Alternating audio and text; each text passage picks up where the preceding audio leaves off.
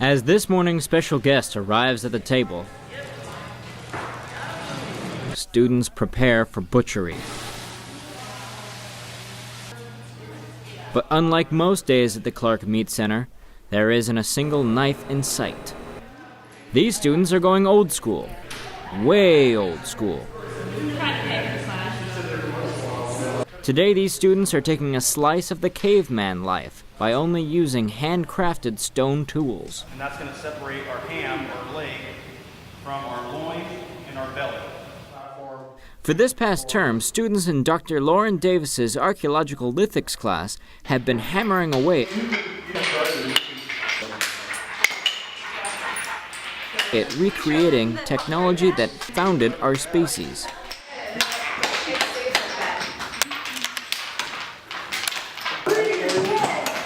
But making the tools is one thing. Actually utilizing the tools gives students a better understanding of how humans survived thousands of years ago, which, if you think about it, is the whole point of archaeology. If we were to do this activity like peoples of the past might have pursued it, there'd be very little of this animal that we wouldn't use. In this class, the students learn about stone tool technologies of the past, and in the process of not only learning how to make the stone tools, we also learn about aspects of how they're used and employed. And the students are using obsidian, which is a stone tool material that was used commonly in the Northwest. This class makes it possible to actually see the whole lithic process, from conception of tool, creation of tool, use of tool, and how this would play in a community. It's amazing making something yourself and using it for blades, and it works. I think this is a pretty neat experience.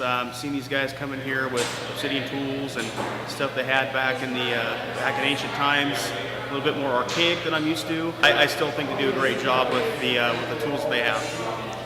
This part's mine! Where I had to, I'd definitely take one of these classes. One tool the whole time if it's getting really dull. The abdominal muscles. That's bacon. Or the bacon. This class has easily been the best class of this term for me. It's just been so different than anything else I've done in terms of the activities and the labs. I mean, this is just the perfect example of not an opportunity you don't get to do very often.